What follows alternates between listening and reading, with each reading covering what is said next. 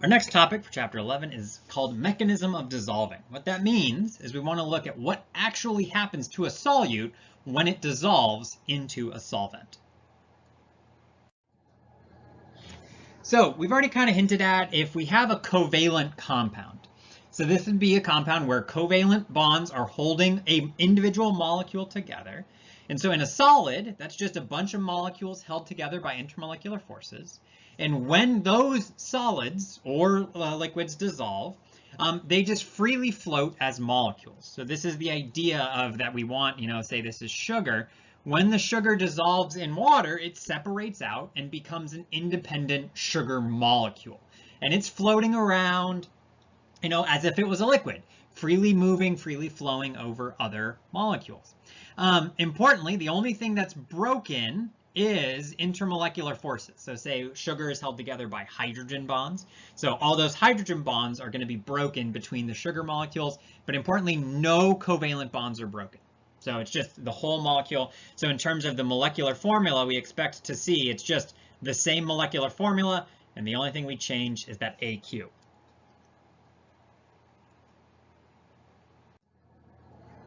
If we have ionic compounds, the dissolving leads to breaking of the ionic bonds. So when ionic compounds dissolve, the ions separate from each other. In an ionic solid, say over here in the salt, we have all sorts of cations and anions packed together that are being held together by the attractions of the opposite charges. Okay, so it's not discrete molecules anymore. It's just kind of this infinite array, this crystal of ions. And so when they dissolve, the water molecules come in and will break all of these ionic bonds. And then we can see you'd have, say, your anions and your cations independently moving around from each other. So in the chemical formula, we would say NaAQ, Na plus AQ, and then the Cl minus AQ. Importantly, we do denote that they have charges. We still say AQ because they're still dissolved in water, but we write them separately because they are independent objects moving around, and they have their charges still because they are ions. So let's look at an example. Let's complete each of the following chemical equations. I have KBr solid dissolving in water, Na2S dissolving in water, NH4Cl dissolving in water, and CH3Cl dissolving in water. So, okay, so when we want to come up with the chemical equations for dissolving, which we can see we have all these solids, and then it's H over the arrow, that means we're looking at dissolving. And the first question is always going to be, is this thing ionic or covalent? Because we know that there's two different mechanisms that happens when we dissolve for those different cases.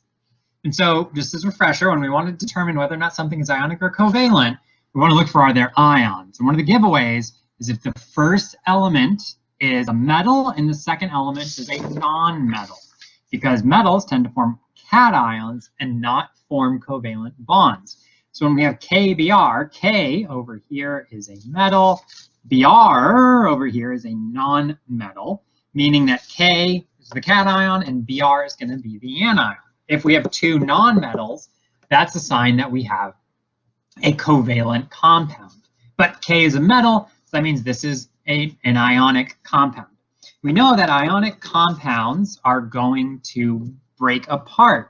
So in this case, I just have K and Br. Those are two different atoms. And so we know those are going to separate out. And so when we want to write it, when this actually dissolves, what'll happen is we get K, which will be aqueous, and Br, which will be aqueous. So we do want to note that aqueous needs to change. The phase needs to reflect the fact that it has dissolved. The other important step is that we need to include the charges on these ions. So if we look at K, we know as a metal that it's going to form a cation, which means it will be positive. So exactly how positive will it be? Well, it's in column 1, which means column 1A, which means it will be +1. We know it's a +1, plus 2. On the other side of the periodic table, bromine is in the halogens. We know the noble gases don't form ions. We know that this column, the halogens, are one away, so it's -1, -2, -3, -4. It doesn't go all the way down in these columns, but we know the nonmetals in those columns are going to tend to form -1, -2, -3, -4, because they're gaining electrons to look like a noble gas. So hopefully you have a periodic table. You'll note there's an additional resources folder on Blackboard where there's a handy dandy periodic table for you to use. This periodic table, if you would like it, you can also use your own. I highly encourage you to get a periodic table to use. So that's going to be K plus, and that's going to be Br minus. So when potassium bromide dissolves, it's potassium ions and bromide ions. It is worth noting that oftentimes when we write this, we would still say like KBrAQ. So we're going to talk about these salts and talk about them as being dissolved. And the thing we have to know, the one thing we want to remember is that when we write this, when we write that we have a dissolved salt, that really it is two independent ions that are floating around in solution. It is not just KBr as like a combo floating around. It's K floating around and bromide floating around by themselves. That's why they're added together. They're not linked together. The plus sign indicates that they are separate species. So Na2S is next. Sodium is right below potassium on the periodic table. Right above, sorry, potassium periodic table. So this is definitely ionic again. That's a metal. So that's going to break right there. So it's going to separate out. And we know we're going to see Na AQ plus S AQ.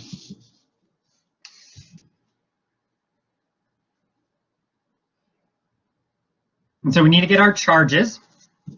We said Na is in group 1A. It's right above potassium, so it is also plus. Sulfur is right below oxygen, so this was -1, -2 in group 6A. So sodium is a +1 cation, sulfide is a -2 anion. And so we've got our ions, we've got them dissolved, and we have their charges. The last thing we need to account for is balancing our equation. So I got 2 sodiums right there. It needs to be 2 in front right there. That 2 needs to be out front. What we do not want to write is this. That is no good. This, when we write it like that, when you write the script, you imply that those atoms are linked together in like a molecule. Instead, the 2 goes out front to indicate that those 2 ions are the same type of ion, but they're floating around independent of each other. All of the ions separate out and become independent objects in solution. Because sodium cations are just single atoms, each single atom breaks apart. NH4Cl. This is a tricky one because N is right here. We think, hey, that's a nonmetal.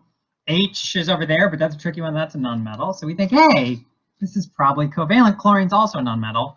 But NH4 is called ammonium. And ammonium is a polyatomic cation. And so our rules for determining ionic and covalent. Ionic, if it starts with a metal and ends with a nonmetal, that's ionic. Or if it starts with NH4. NH4 is the ammonium cation, NH4 plus, coming out right there. That is a polyatomic cation right there. So the ionic bonds still break when you dissolve, and they separate out. We have the NH4 plus and the chloride that they separate out.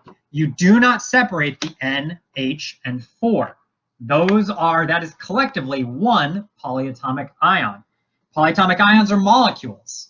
right? They are held together by covalent bonds, so you don't separate those. So we want to be mindful of what the polyatomics are. On Blackboard, under additional resources, there's a table of polyatomics that I'd recommend you use. You're going to pick up, you're going to kind of memorize some of them, especially the ones we use a lot as we move into acids and bases and other reactions. But you can always use that as a reference, what the polyatomics are, what their formulas are, what their charges are. We want to recognize that NH4 is plus, right? We can figure out chloride is minus because it's a halogen. It's right next to the noble gases, but not quite there. We can figure out atomic charges, but ammonium, we either need to look it up or just know that NH4 is NH4 plus.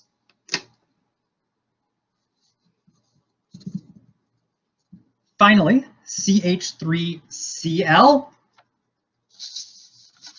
carbon, nonmetal, hydrogen, nonmetal, chlorine, nonmetal. No fancy polyatomics here. This thing is covalent or molecular. They're going to form molecules, and those molecules do not break apart. So it just becomes CH3Cl, AQ. So for covalent compounds, we do not break them apart. They stay together. You just change the phase to AQ, reflecting the fact that the molecules are now separated from each other, that were linked together in the solid. So we always want to figure out, is this thing ionic? Is it covalent? And be able to work from there. We know we're going to separate out our ions. We're going to change the sign to AQ, change the charge. We can figure that out from the periodic table for atomic ions. And then for polyatomics, we want to look those up. Covalent, they stay the same. Of course, we do want to keep being mindful when we're writing ionic compounds. We oftentimes will see this, the same kind of setup as you would for a covalent compound to indicate, hey, this is an ionic compound that's dissolved in water. We just want to be mindful that when we write that, we really mean those two are together, or that they're separated apart. All the ions are all separated apart and free floating in that solution. Since the different types of compounds dissolve differently, they also lead to different types of solutions with different properties. So one of the first distinctions of a type of solution that we could have is we could have electrolyte solutions or non-electrolyte solutions. And the distinction is that electrolyte solutions contain ions, non-electrolyte solutions don't contain ions. So electrolyte solutions are formed when you dissolve an ionic compound. Non-electrolyte solutions always correspond to dissolving a covalent compound. Okay? In an electrolyte solution, there are ions present. We'll see there are some other exotic ways that you can produce ions, not from potentially a reaction that creates ions in water. But for now, we're going to say if an ionic compound dissolves, that's an electrolyte solution. Covalent compound dissolves, that's a non-electrolyte solution. And so the reason this name electrolyte, that part of the word electro, really does correspond to electricity. So what happens is when you have pure water, it doesn't really conduct electricity at all. When you have ions that are separate from each other, you now have some charged particles floating around in the solution, and that enables the flow of electrons through the water. Right? That's conducting electricity, is moving electrons around the water. So if you have, so you think about like you shouldn't swim because in like a lightning storm because you'd get you get shocked by lightning. That's because the water that you're swimming in has a lot of salt in it. It's very hard to get pure water. You'll note when we use like deionized water in the lab, it's not pools worth of deionized water. It's, small squirt bottles. Bigger pools like that are going to certainly have salt in them of some sort. Your body is covered in salt, so when you get in there, you'd affect it. And so there is going to be conduction. The other important thing to know is lightning is a really, really a lot of potential. It's going to flow through whatever it wants to flow through. And so, but if you have deionized water and it's not going to really conduct electricity. You put sugar in it, it's still not going to conduct electricity.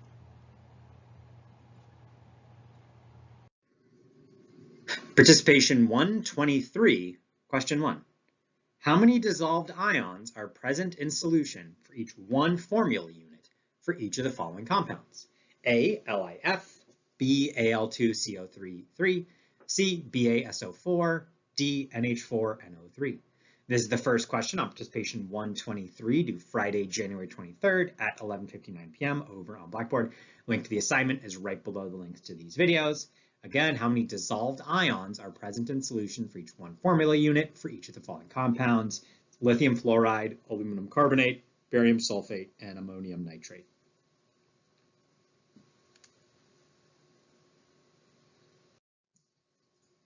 Okay, got a participation question, 123. First question found. Just getting started though on this set of videos. See you in the next one.